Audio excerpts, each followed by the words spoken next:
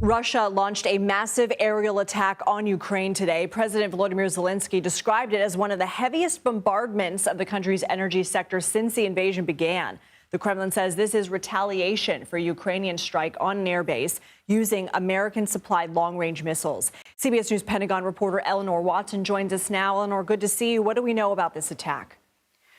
Russia launched 93 missiles and nearly 200 drones on Ukraine's power grid, according to President Zelensky, who called this one of the largest aerial attacks on the power grid since the war began.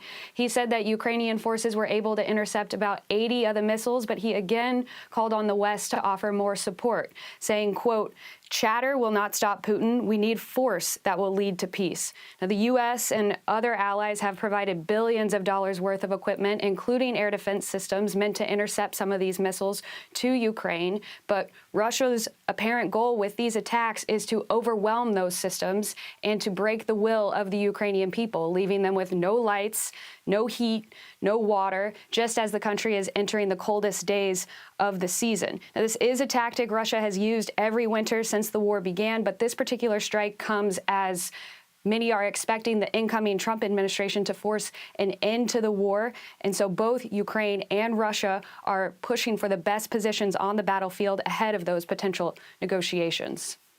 And President-elect Trump said in an interview with Time magazine that he's against Ukraine using these long-range missiles. The Kremlin said it agrees with him for obvious reasons. But any reaction yet from Ukrainian President Zelensky on that? And what should we expect from Trump on Ukraine when he takes office? I haven't seen Zelensky respond specifically to those comments, but it's worth noting that for months, Zelensky and Ukrainian officials campaigned for the Biden administration to change the policy and allow Ukraine to use those weapons to strike into Russia. And as soon as the Biden administration changed its policy, Ukraine was pretty quick in using those weapons to strike into Russia. On what to expect from Trump, since the campaign trail, Trump has promised, without offering any real detailed plan, that he would end the war in Ukraine, and many expect that whatever deal he pushes forward would require Ukraine to give up some of its territory.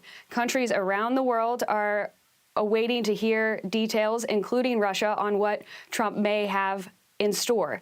Now, U.S. officials earlier this week warned that Russia may again launch that Oreshnik intermediate-range ballistic missile into Ukraine. The first and only time Russia used that missile against Ukraine was in retaliation for the first time Ukraine used those longer-range weapons called ATACMS to strike into Russia. Since then, President-elect Trump has made clear that he opposes the use of ATACMS in Russia and has suggested that he would change the policy. It remains to be seen whether Russia takes the hint by not using its own long-range missiles to strike into Ukraine.